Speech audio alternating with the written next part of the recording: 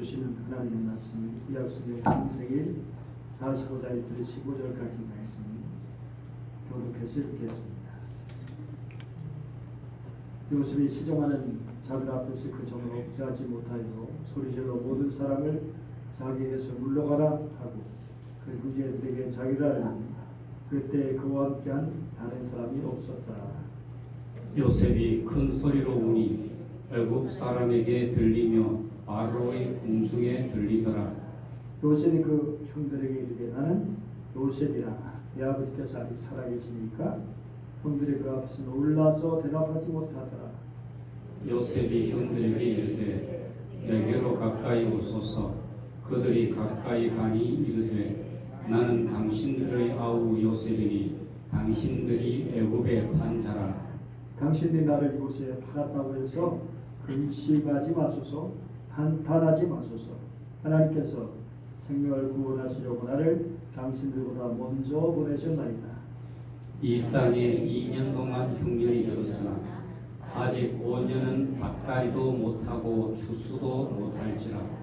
하나님께서 큰 구원으로 당신들의 생명을 보존하고 당신들의 후손을 세상에 두시려고 나를 당신들보다 먼저 보내셨나니.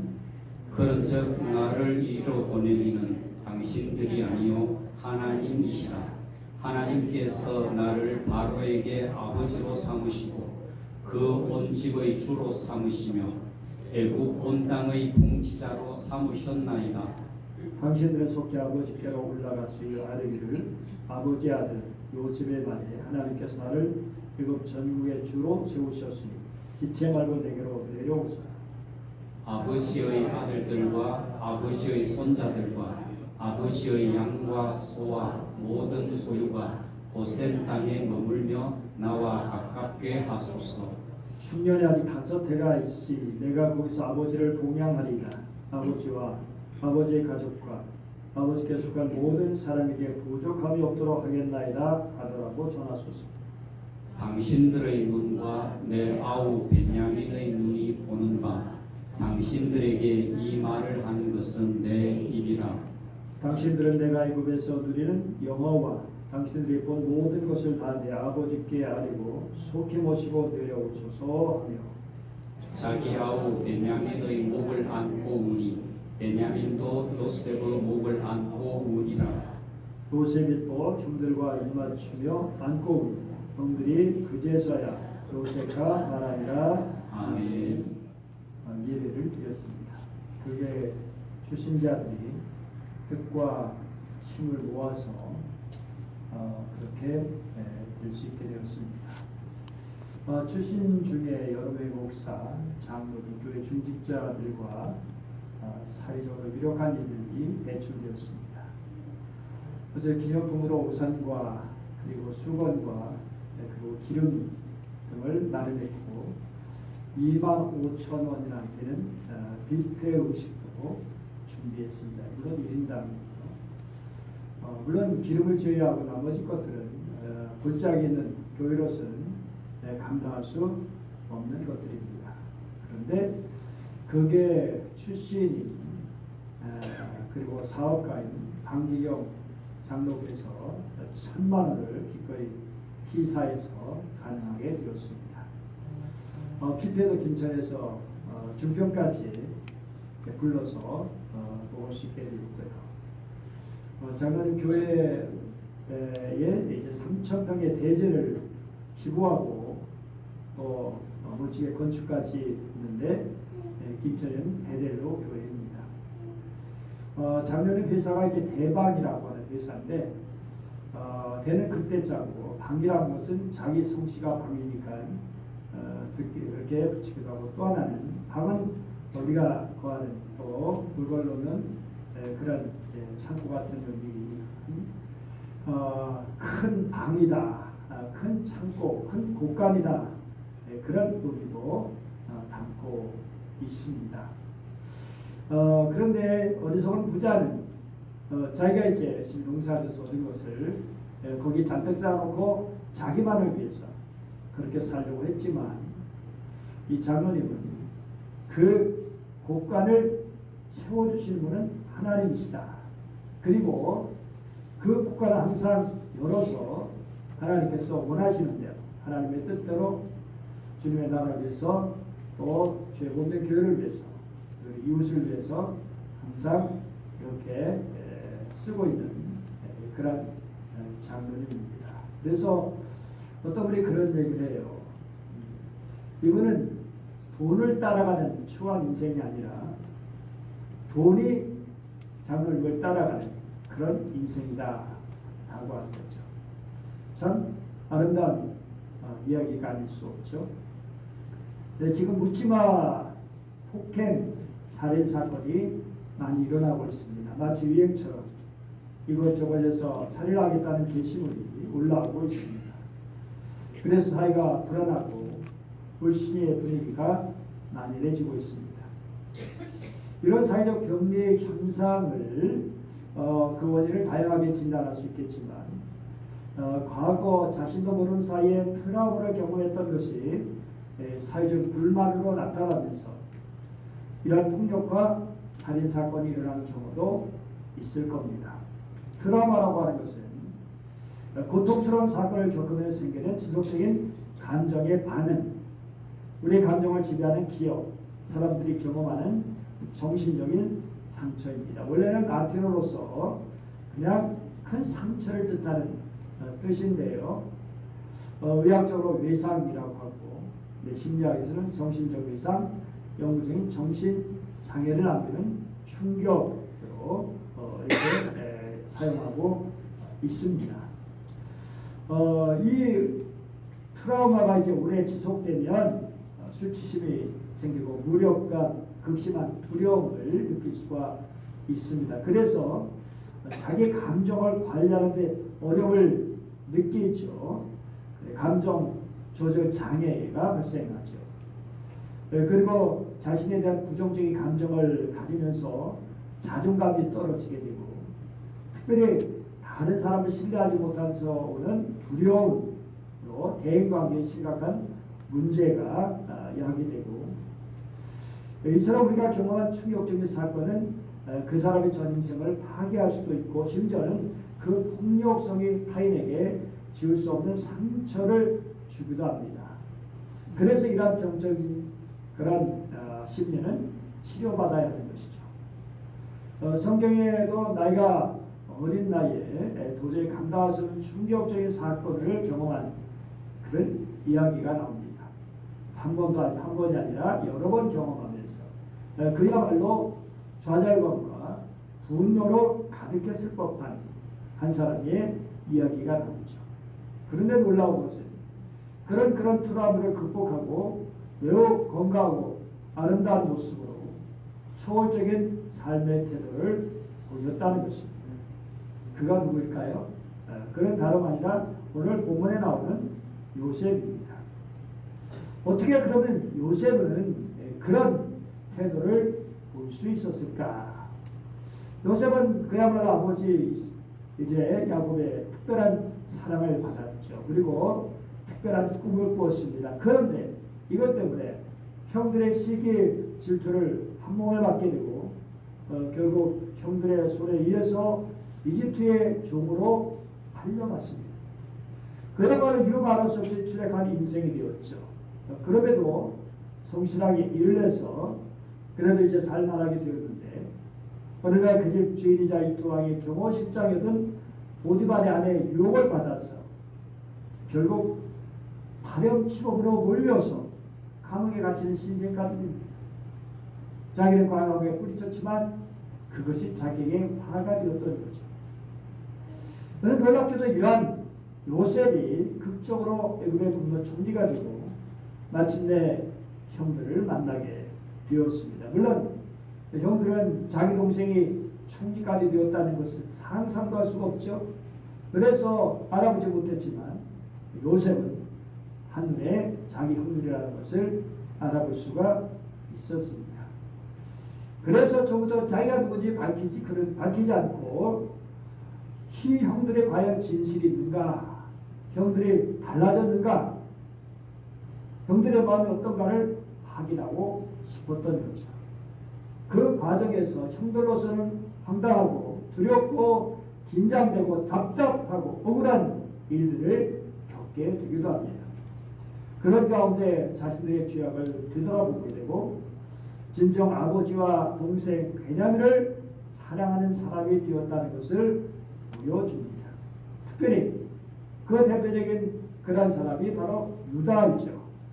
동생을 결코 비난하지 않았고 아버지를 진정 생각하는 효자의 모습은 자신이 종이 되겠다고, 자신이 책임지겠다고, 자신이 담보하겠다고 탄원하는 희생 정신을 보여주기도 했습니다. 우리는 오늘 이야기를 보면서 요셉을 볼 수 있는데 요셉은 그야말로 정의만 그런 사람입니다. 42장 21절 이하를 보면 형들이 우리가 아우의 일로 말미암아 범죄하였도다. 그가 우리에게 애걸할 때 그만의 괴로움을 보고도 듣지 아니하였으므로 이 괴로움이 우리에게 임하도다. 그리고 큰형 르벤이 내가 너에게 그 아이에 대하여 죄를 짓지 말라고 하지 아니하였더냐. 그래도 너희가 듣지 아니하였느니라. 그러므로 그의 핏값을 치르게 되었다. 물론 형들은 이 말을 요셉이 알아듣지 못하는 걸로 생각하죠. 언어가 다르기 때문에. 그런데 요셉이 그 말을 못 알아들을 리가 없죠. 그래서 그들을 떠나서 울고 다시 돌아와서 그들과 말하기도 했습니다. 또 43장 보면 요셉의 아우를 사랑하는 마음이 북받쳐가지고 급히 울 곳을 찾아 안방으로 들어가서 울고 얼굴을 씻고 나와서 그 정을 억제하고 음식을 차리라 하는 모습을 볼 수도 있습니다. 그동안 요셉이 얼마나 눈물을 많이 흘렸겠습니까?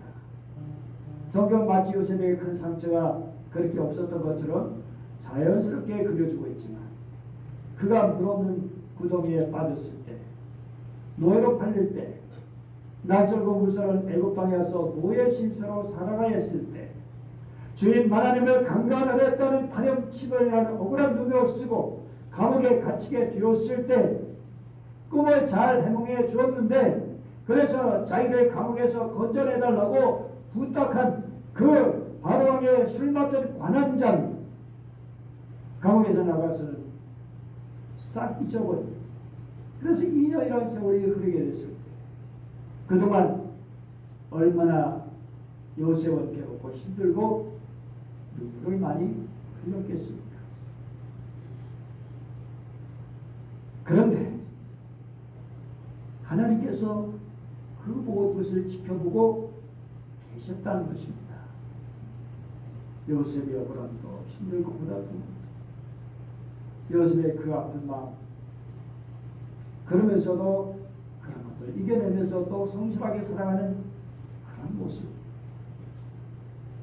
드디어 하나님께서 정말 그를 연단시키고 훈련시켜 주시고 그 모든 시간들이 끝나고 요셉이 애굽의 총리가 되어서 이제는 애굽뿐 아니라 그 모든 지역의 여러 나라들이 애굽의 덕을 봐야만 합니다. 더 쉽게 간단히 말하면 요셉의 덕을 봐야 하는 그런 일이 있게 되었습니다. 그래서 요셉의 형들도 곡식을 사기 위해서 찾아왔죠. 그때 이런 앞에 말씀드린 훈련의 과정이 이게 형들의 알아보게 되는 시험의 과정이 있었지만 이제 드디어 형들의 진심을 확인할 수 있었고 그래서 자신을 드러낼 수 있는 그런 시간이 다가오게 되었습니다. 그때 요셉은 북받치는 감정을 억누르지 못하고 자기 시종들 앞에서 소리 질렀습니다. 물러가라! 라고 말합니다. 그리고 그 형제들에게 자기를 드러냅니다.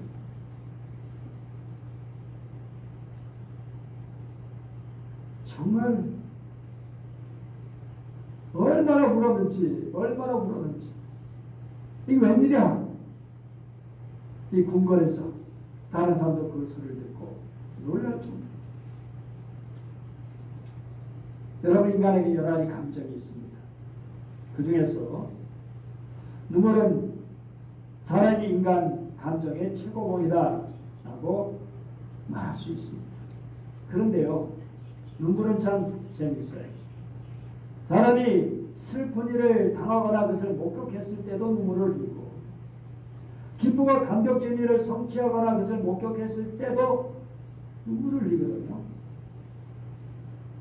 그러고 보면 슬픈 일과 기쁜 일이 같이 그렇게 연결되는 부분이 있는 것을 볼 수 있어요.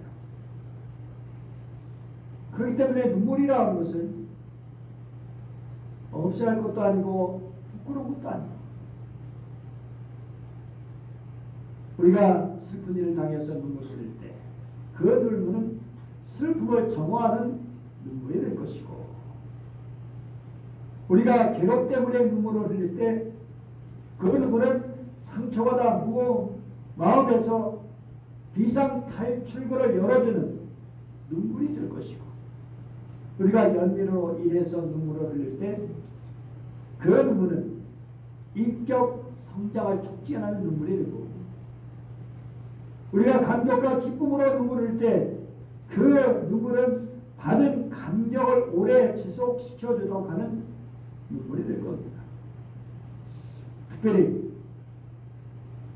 기쁨으로 이렇게 정말 눈물을 흘리며 그 복음의 씨를 뿌릴 때 영혼의 단을 수확하는 기쁨을 얻게 하는 고귀한 눈물이 되는 것이죠. 여러분, 사람이 슬플 때나 아플 때나 흘리는 눈물, 너무 기뻐서도 고마웠습니다.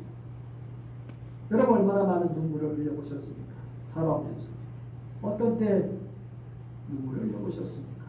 억울하고 속상하고 힘들고 아파서 흘리는 눈물도 있고, 기쁘고 감격스럽고 특별히 하나님 앞에서, 때로는 어떤 영혼을 사랑하면서 그를 위해서 기도하면서 흘리는 그런 눈물을 얼마나 흘려보셨습니까? 용서하고 특별히 화해하고 사랑하며 흘리는 눈물, 그 뜨거운 눈물은 사람을 맑게 하죠. 눈에 뜨거운 눈물이 흐르면 영혼에는 무지개가 피어오르게 됩니다. 우리 민족은 예로부터 남자는 울면 안 돼 라는 말을 들어봤습니다. 그래서 아이들에게 남자는 태어나서 3번 우는 거야 라는 그런 말을. 그런데 소녀와 소년, 멋진 사람이 되는 법이라고 하는 그런 책을 보면 어린애는 원래 눈물이 많아. 여자는 남자는 똑같아. 아프면 슬프고 서럽고 그러면 우는 게 당연해. 사람 누구나 울 자유가 있어. 자기 감정을 표현하는 것은 좋은 일이야 라고 말하죠. 그리고 우리 일상 속에서 마주하게 되는 여자다움이나 또는 남자다움의 구분을 다시 한번 생각해 봅니다. 어른들이 옛날에 만들어 놓은 그러한 구분을 그린 것이 많죠. 여러분, 특별히 우리 예수님도 우셨습니다. 예수님께서 살아가는 나사로 집에 찾아가시는데 그만 나사로가 죽은 지 나흘이나 되었습니다. 이때 마리아와 함께 따라온 유대 사람들이 우는 걸 보신 예수님의 마음이 비통하여 괴로우셨습니다. 그리고 예수님께서 그를 어디 두었느냐 물으시니 그들 주님 와보십시오. 그때 예수님께서는 눈물을 흘리셨습니다. 그래서 사람들이 야, 예수님이 얼마나 나사로를 사랑해 주셨는가, 그가 죽은 것이 너무나 마음 아프신가 보다, 그래서 우신 거겠지. 근데 정말 그럴까요? 예수님의 눈물과 우리의 눈물은 차원이 다르잖아요. 인간에게 죽음보다 절망적인 상황은 없습니다. 그래서 살려달라고, 제발 살려달라고 빌기도 하고, 목금에 포도청이라 가지고 기굴에 집에다 죽음의 모든 것이 끝나버리기 때문에, 그래서 죽음 앞에 인간은 울게 되죠. 사나이의 죽음 앞에서 우는 것은 너무나 당연한 일이죠. 그런데 우리 예수님은 어떤 분이십니까? 우리 예수님은 부활이요 생명이 되십니다. 그러니까 여러분 이런 분이 오실 필요가 있으실까요? 예수님은 이 나사로를 살리시면 되는 거예요. 예수님은 나사로를 살리실 능력이 있으시고요. 그러니까 뭐 올 필요가 뭐가 있어요. 그럼에도 불구하고 주님이 왜 오셨을까? 그것은 하나님 떠난 인생, 근본 문제에 빠진 인생, 죄로 인해 죽을 수밖에 없는 인간의 처지를 생각하시면서 안타까워서 오신 거죠. 특별히 예수님 오신 것은 그만큼 우리를 사랑하시기 때문에. 나사렛 무덤 앞에서 오신 예수님은 하나님을 떠나 살던 저와 여러분의 인생의 무덤 앞에서 흘리시는 눈물이기도 합니다. 그런데 주님은 무슨 거로 끝나지 않으셨어요. 주님 우리와 마음을 같이 하시고 우리 아픔을 같이 하시고 우리 같이 눈물을 흘려주시는 귀한 분이시지만 동시에 주님께서는 그 영혼을 아니 그 육신도 새롭게 하실 수 있는 능력의 주님이심을 보여주시죠. 사람들이 그런데 이렇게 말해요. 아니 사랑이 방법이죠. 사랑 말씀은 다야. 누가복음 11장 36절 37절 같이 읽어볼까요? 시작. 유대인들이 말하되 보라 그를 얼마나 사랑하셨는가 하며 그 중에 어떤 일은 말하되 맹인의 눈을 뜨게 한 이 사람이 그 사람 죽지 않게 할 수 없었더냐 하더라. 그래 좋아. 아 그렇게 해서 그런데 그렇게 사랑해서 눈물을 흘리면 뭐해? 이미 죽었는데. 아니 죽기 전에 진짜 와가지고 살려내야지. 지금 와서 뭐 한다고 그렇게 울어? 그런데 이렇게 물으시는 질문에 예수님께서는 나사로를 살려내심으로 답하십니다. 나사로야 나오너라 말씀하시는 통해서요. 여러분 사랑의 눈물은 바로 사람을 살리는 겁니다. 진정한 사랑은 죽은 사람을 살려냅니다. 죽을 사람도 살려냅니다. 그러면 오늘 요셉의 눈물은 어떨까요? 내가 요셉입니다. 아버지께서 아직 살아계시다고요? 얼마나 이 말을 들었을 때 요셉의 형들이 베냐민도 놀랐을까요? 어리둥절하고 요셉 앞에서 입이 얼었고 말하죠. 이리 가까이 보십시오. 그제서야 요셉 앞으로 다가옵니다. 그러면서 요셉은 4절부터 13절까지 말을 합니다. 그 말 들어 우선 자기가 누구인지를 밝히죠. 내가 형님들을 이집트로 빨아가라는 게 그 아우입니다. 저는 이때 형들의 마음 어땠을까요?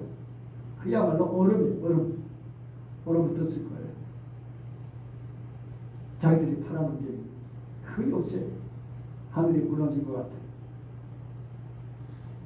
동생 베냐민은 또 어땠을까요? 에? 아니 요셉 형이 짐승에 물려 죽은 것처럼 알았는데 형들이 팔았다고? 이게 뭐지? 그러니까 형들은 요셉에게도 베냐민에게도 머리를 들 수 없는 상태가 된 거예요. 그러면서 어쩌면 이제 우리 죽었다 라고 생각할 수도 있었겠죠. 그런데 그 다음 말을 보세요. 같이 읽어볼까요? 그러나 이제는 걱정하지 마십시오. 자책하지도 마십시오. 형님들이 나를 이곳에 팔아넘기게 하였습니다만 그것은 하나님께서 형님보다 앞서서 나를 여기에 보내셔서 우리의 목숨을 살려주시려고 그렇게 하신 겁니다. 맞습니다. 형들의 요셉을 노예로 팔아넘겼습니다. 그래서 애굽으로 올 수밖에 없었어요. 그동안 요셉이 고생한 것이 얼마입니까? 노예로서 또 감옥에서 죄수로서 갇혀 지냈던 어렵고 고달팠던 시간들, 외로웠던 그 시간은 얼마입니까?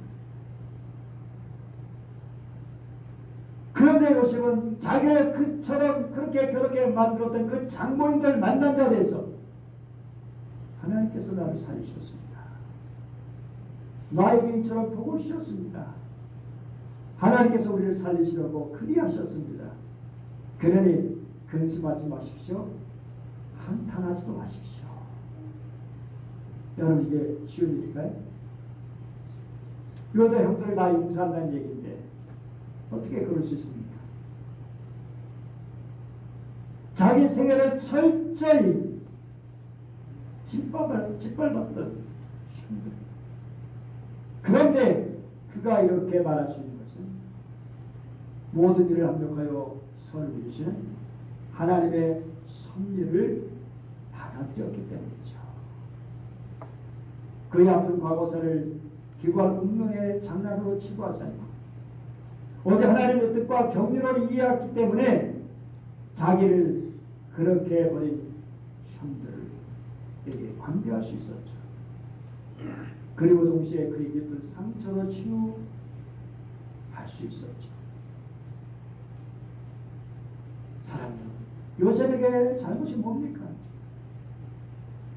아니, 아버지의 사랑받은 것이 요셉의 죄입니까? 죄라면 아버지 야곱의 문제죠. 아니, 그렇게 놀라운 꿈을 꾼 거 그게 잘못입니까? 잘못이라면 하나님께서 꾸게 하신 건데 하나님 잘못이겠죠. 물론 그것을 철없이 다 얘기했다는 것이 그것이 잘못일까요?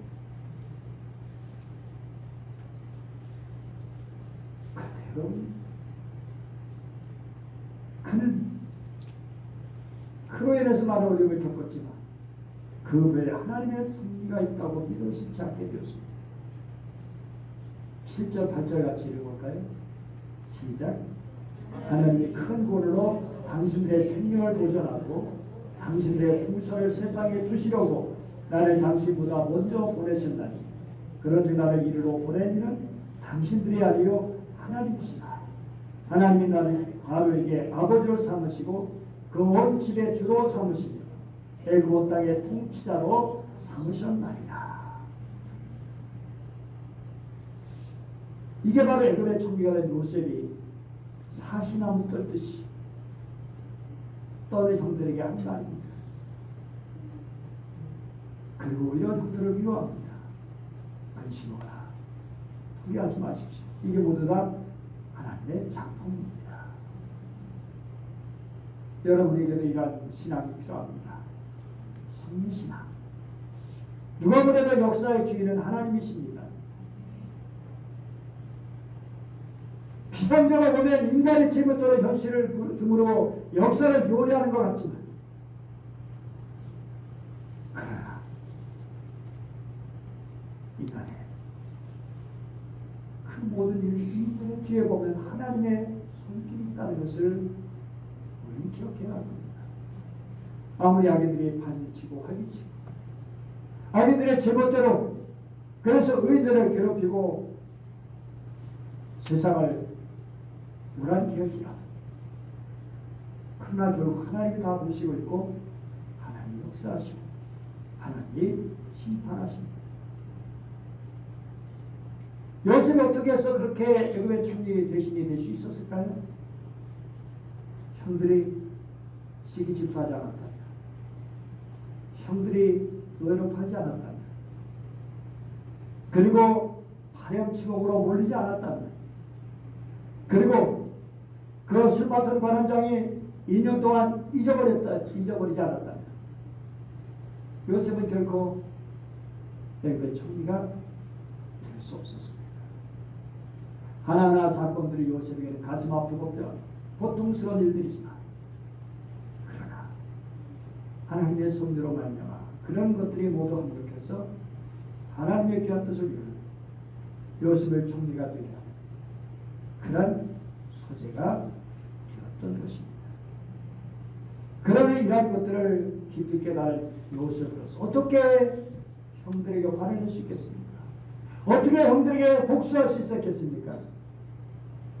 우리는 한편 아니 보디발 안에 그것 좀 혼내줬으면 좋았을 텐데 내 성경에 그런 얘기도 없어요.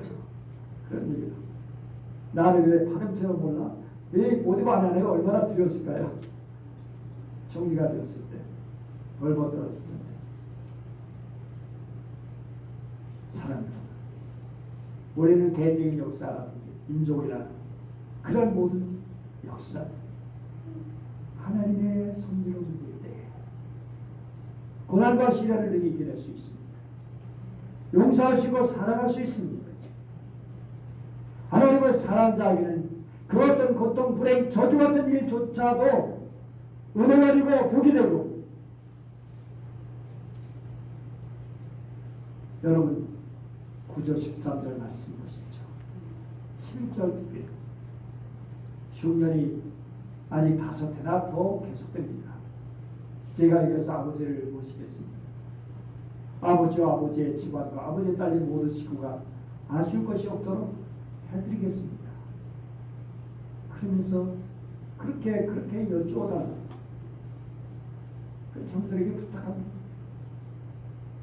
여러분 정말 아버지만이 아니라 아버지 봉양하는 건 당연한 일이겠지만 그러나 그보다 식구들도 아쉬울 것이 없도록 해주겠다는 겁니다. 형들의 자식들. 여러분 이게 바로 요셉의 모습, 성경의 모습이잖아요. 하나님께서 왜 그를 높여주셨나요? 성경. 만약에 자기 권세를 휘두르고 그 권세를 보복하고 제멋대로 휘둘렀다면 결국 그의 권세는 아무런 의미가 없습니다. 그리고 그는 금방 망할 수도 있었습니다. 그러나 초강대국 이집트의 총리 대신 그가 자기가 주를 챙기고 그리고 이집트뿐만 아니라 수많은 나라 사람들을 살리는 그런 일을 했던 것을 볼 수 있어요. 여러분 화해는 이런 거예요. 여러분 강자가 먼저 양보하고 손을 내밀어야죠.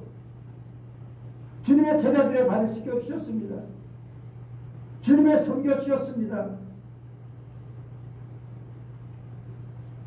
정말 좀이라도 저 자살한 쪽이 약한 쪽을 섬겨야 되는 것입니다.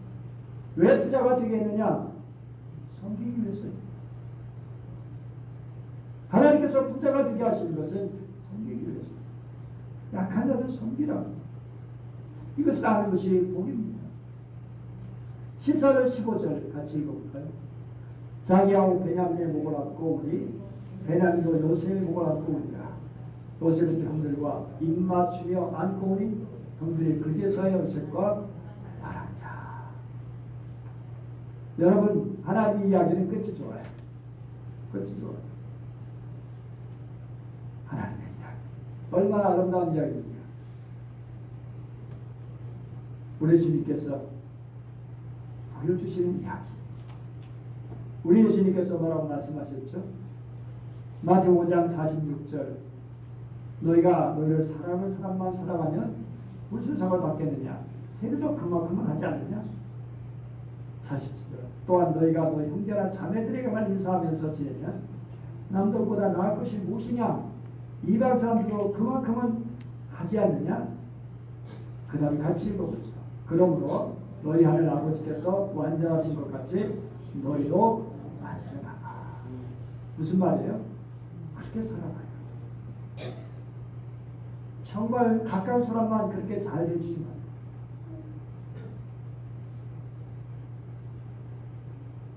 하나님께서 사람을 살리는 일이 요한에서 4장 9절 같이 읽어보죠. 시작. 하나님의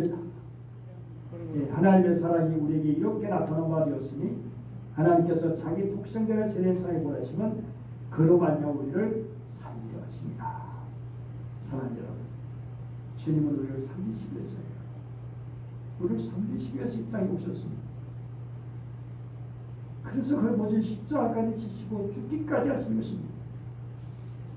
이제 우리는 어떻게 살겠습니까? 아름다운 이야기. 그 이야기는 성경에 기록된 것만 끝나면 안 됩니다. 오늘 통해서 계속해서 그런 이야기들이, 오늘 주보에 드시는 그 감동적인 이야기, 이러한 이야기들이 저의 얼굴을 통해서 계속해서 세상에 전해지게, 들려지기를 간절히 축복합니다. 기도하겠습니다. 은혜로우신 하나님 아버지, 감사드립니다. 주님의 사랑이 얼마나 감사한지. 오늘 요셉의 이야기, 엄청난 트라우마로 자존심도 상하고 자존감도 떨어지고 정말 제대로 인생을 살아갈 수 없을 것 같은 복수심에 사로잡힌, 그래서 묻지마 칼부림으로 요즘 같으면 인생을 망칠 수 있는 그런 사람이 될 수 있는 요셉이었지만, 그럼에도 얼마나 아름답고 성숙한 그런 모습으로 보여지는지 모든 것이 하나님의 은혜입니다. 하나님의 역사입니다. 하나님의 섭리입니다. 하나님께서 역사하셔서 요셉의 마음을 들어주시고 그 모든 상처를 치유해 주시고 그 형들을 용서하고 사랑하고 화해하고 돌보고 섬기는 자리까지 이르게 하신 주님, 하나님 아버지라는 사랑의 이야기가 오늘 우리에게도 계속 있게 되기를 원합니다. 아무리 힘들고 어려워도 하나님의 손들을 바라보면서 그런 이야기를 아름답게 써갈 수 있도록, 세상에 들려줄 수 있도록 도와주시옵소서. 감사드리며 귀하신 주 예수님의 이름으로 기도드립니다. 아멘.